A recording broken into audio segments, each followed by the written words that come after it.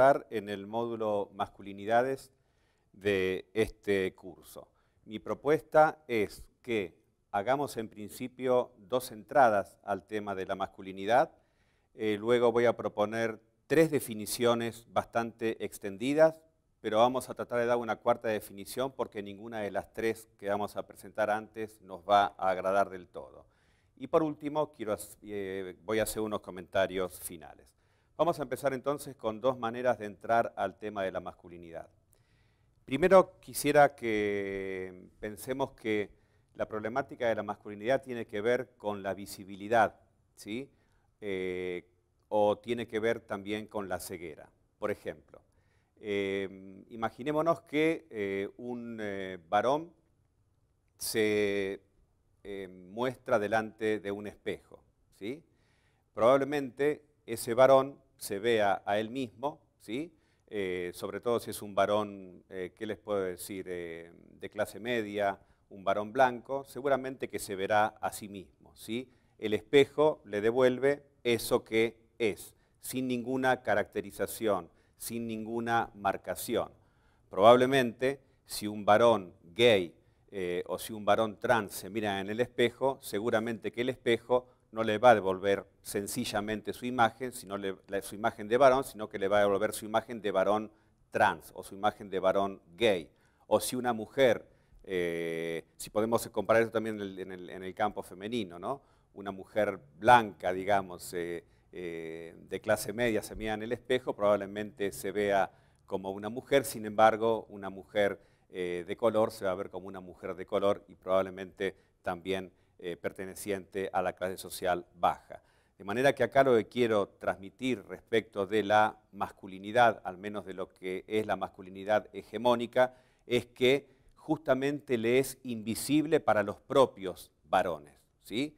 Cuando el varón se mira en el espejo, muy por lo general, ¿sí?, no ve ninguna marcación social sobre sí mismo, digamos, sobre sus gestos, sobre su cuerpo, en fin, sobre su imagen. Y esto contrasta con otras formas que existen del ser varón y con las formas que existen de ser mujer. Esa es una primera forma, me parece, de entrar a la masculinidad, ¿sí? Yo veo, pero cuando en realidad me veo en el espejo, no veo nada de todos los condicionamientos y las interpelaciones sociales que operan para que yo sea varón. Lo que el varón del que estamos hablando no llega a ver en el espejo es su propio privilegio. Entonces, si no vemos el privilegio, es muy difícil operar, ¿sí?, sobre justamente esa subjetividad. Esto es un planteo muy interesante que hizo en su momento Michael Kimmel. La segunda forma de entrar a este tema podríamos sacarla de un autor nacido en Canadá, pero que hizo toda su carrera en Estados Unidos. Ese autor es conocido y muy bueno, se llamó Erving Goffman, vivió entre 1922 y 1982. Así como en la primera entrada a la masculinidad hablamos sobre que justamente la cultura nos ciega respecto de los condicionamientos sociales para ser varón cuando nos situamos frente al espejo, ¿sí? Ahora quiero que hagamos otra entrada para pensar que la masculinidad es un estereotipo y que en tanto estereotipo es prácticamente una formulación ideal. Prácticamente el estereotipo nunca existe en la realidad. Goffman escribió un libro publicado por primera vez en 1963. Ese libro se llama Estigma, la identidad deteriorada. Y tiene unos razonamientos muy alucinantes. Dice que todo el mundo es candidato a ser discriminado, a ser estigmatizado. Sin embargo, solamente algunos, teóricamente toda la sociedad que tiene la posibilidad de ser discriminada, solamente algunos finalmente son discriminados. Esto, por ejemplo, lo aplica para pensar a los varones. Prácticamente todos los varones tienen posibilidad de ser discriminados. ¿Por qué? Porque existe un estereotipo que es muy exigente con respecto a lo que debe ser un varón. Lo voy a citar. Por ejemplo, según el consenso general, en Estados Unidos, el único hombre que no tiene que avergonzarse de nada es un joven casado, padre de familia, blanco, urbano, norteño, heterosexual, protestante, que recibió educación superior, tiene un buen empleo, aspecto, peso y altura adecuados y un reciente triunfo en los deportes. ¿Sí? ¿Qué tenemos aquí? Goffman lo dice dramáticamente, pero en formato casi de absurdo.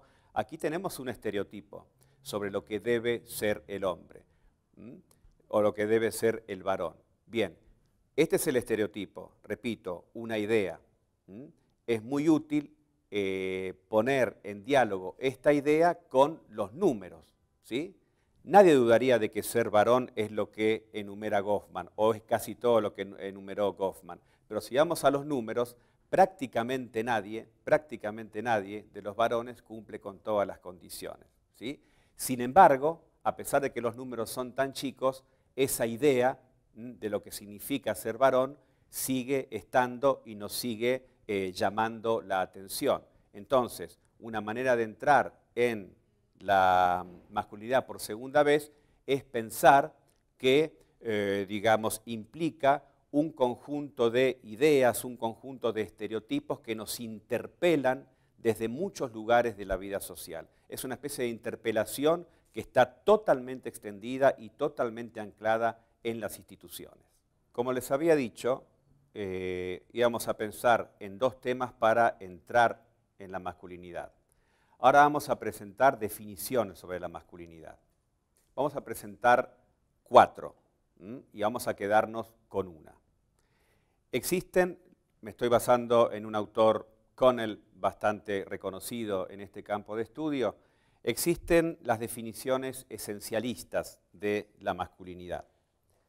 Las definiciones esencialistas seleccionan un atributo, una cualidad que sería prototípicamente masculina y también destacan cualidades esenciales prototípicamente femeninas. Si nosotros, por ejemplo, nos fijamos en la obra de Freud, nos fijamos en la obra de Lacan, vamos a ver que hay cuestiones realmente prototípicamente etiquetadas en la condición masculina y prototípicamente etiquetadas en la condición femenina. Pero no son solo las provenientes del psicoanálisis, las definiciones esencialistas, las tenemos también que vienen de la psicología, tenemos que vienen de la medicina, tenemos que vienen de la biología, de las religiones y de diversos moralismos. Ahora, si es cierto que hay algo esencial en lo masculino y en lo femenino, estaría bien preguntarse por qué todos estos expertos, reitero, médicos, psicoanalistas, psicólogos, católicos, en fin, etcétera, etcétera, etcétera, por qué estos expertos, ¿sí?, estas personas que apuestan a la definición esencialista, nunca se ponen de acuerdo. Bueno, ahí tenemos una pista, un indicio de que si no se ponen de acuerdo es porque efectivamente se hace muy difícil, si no directamente imposible, hablar de una esencia masculina o una esencia femenina o de cualquier tipo. Luego tenemos las definiciones positivistas, ¿sí?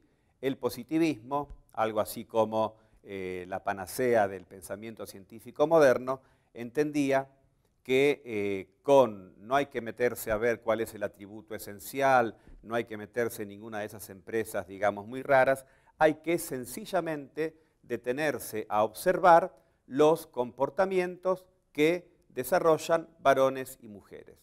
A través de la observación de los comportamientos y de los pensamientos también, ¿por qué no?, de varones y mujeres, vamos a ver cómo esos hechos bien reales o esas palabras bien reales que nosotros escuchamos nos permite, si las vamos registrando y logramos construir estadísticas, nos permite reconstruir hechos que estadísticamente podemos asignar a lo masculino y hechos que estadísticamente nos salvarían a las claras, ¿sí?, de lo femenino. Y en el medio podríamos armar una escala de más masculino a más femenino, o de más femenino a más masculino. Bueno, es complicado, sinceramente, adherir a esta postura, porque realmente la mirada nuestra no es inocente. Si habíamos hablado, digamos, de que la masculinidad, sobre todo, es una interpelación institucional, que la masculinidad, sobre todo, es una interpelación, Efectivamente estamos hablando de que hay un guión cultural, ¿sí? De que hay un conjunto de preconceptos que efectivamente ponemos en acción cuando nos ponemos a observar y nos ponemos a construir esa escala entre masculinidad y feminidad, ¿sí? Muy probablemente a los observadores que, digamos, toman cuenta de la práctica del sexo receptivo y exclusivamente receptivo por parte de un varón gay, se le ocurra ponerlo cerca del, digamos, el polo masculino. ¿Y qué es lo que indica finalmente que no pueda estar ahí, digamos, en el polo donde no lo metería la mayoría de la gente? Bueno, efectivamente, la existencia de un guión cultural que está muy operativo en nuestra sociedad. Ese guión cultural, por ejemplo, no estaba operativo en otras sociedades, como por ejemplo la sociedad griega, ¿sí? Bueno, luego tenemos las definiciones normativas acerca de la masculinidad. Las definiciones normativas no se van a meter, digamos, a desentrañar si hay un atributo esencial, tampoco se van a poner a, digamos, a hacer estadísticas con las prácticas para armar ninguna clase de escala, sino que la definición normativa hace referencia a lo que debe ser, ¿sí? Lo que debe tener, lo que debe hacer un varón. Es decir, es una definición que opta por el deber ser, ¿sí?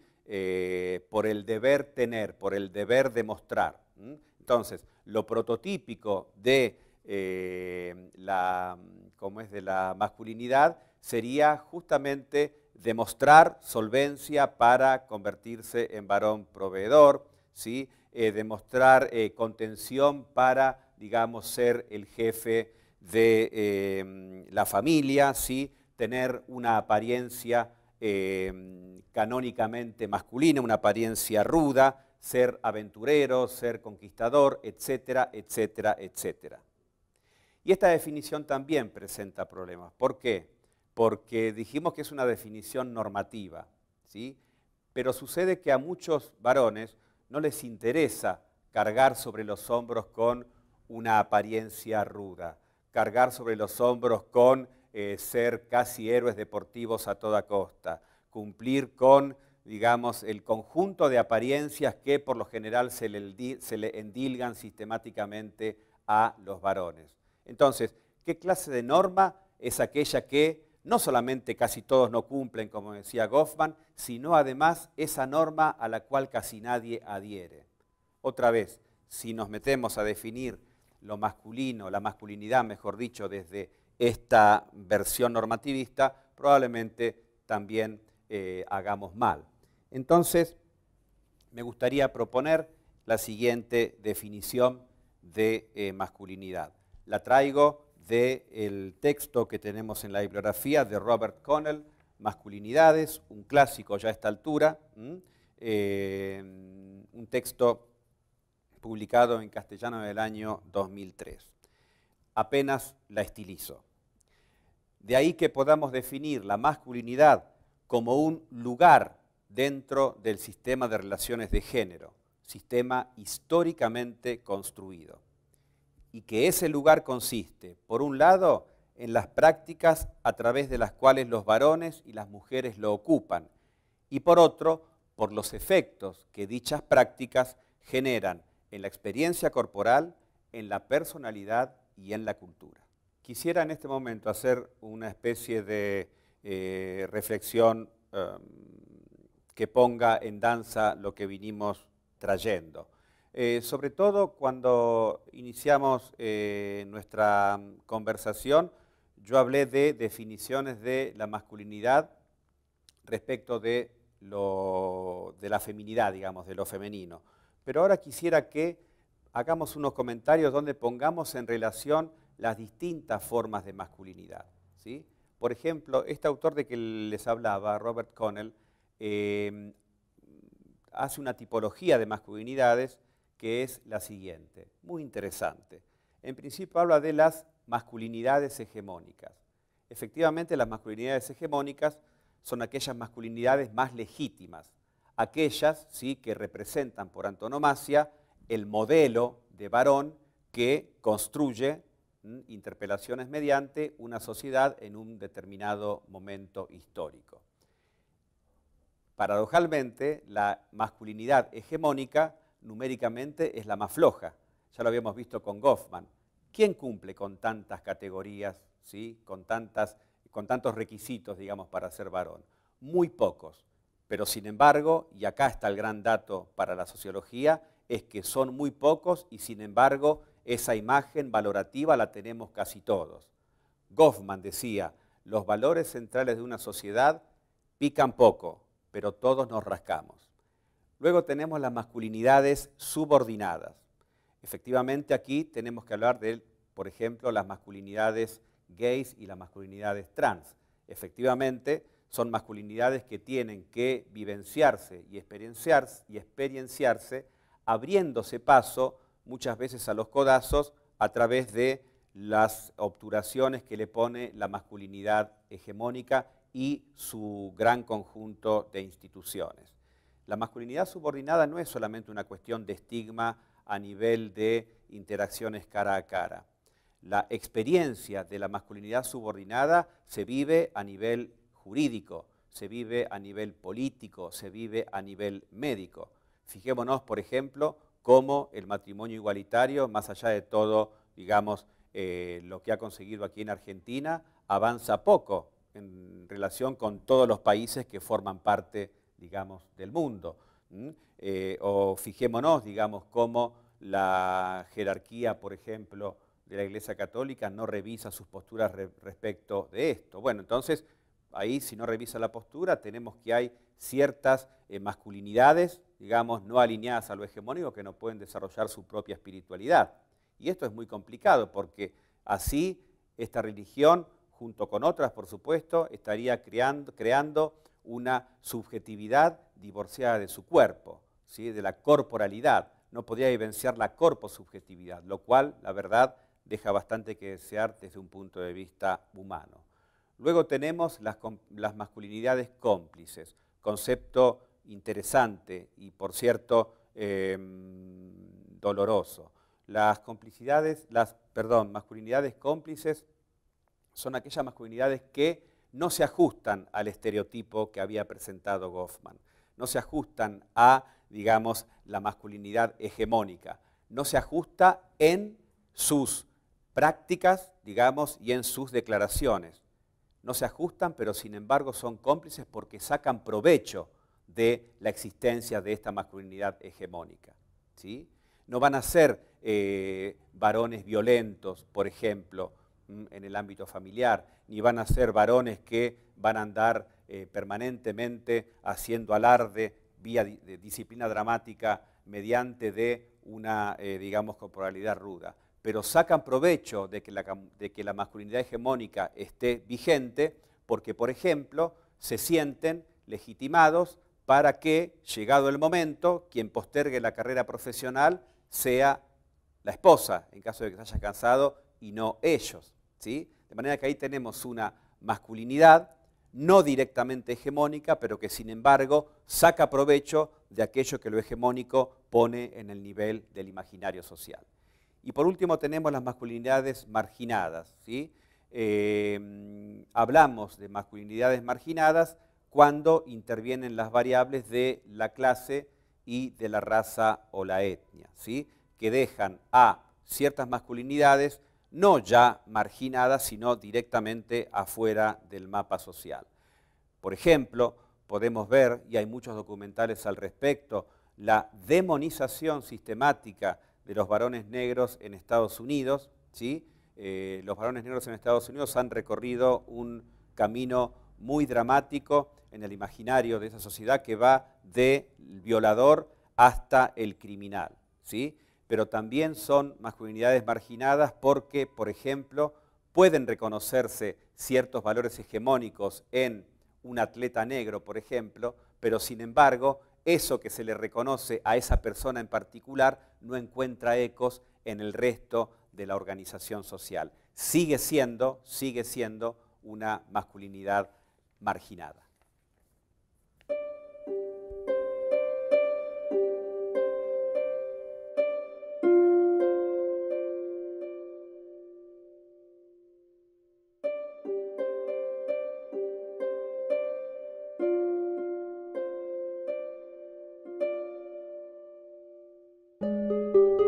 Recorrer un cuerpo en su extensión de vela es dar la vuelta al mundo, atravesar sin brújula la rosa de los vientos.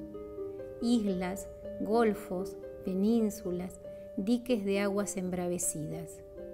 No es tarea fácil, sí placentera. No creas hacerlo en un día o noche de sábanas explayadas. Hay secretos en los poros para llenar muchas lunas. El cuerpo es carta astral en lenguaje cifrado.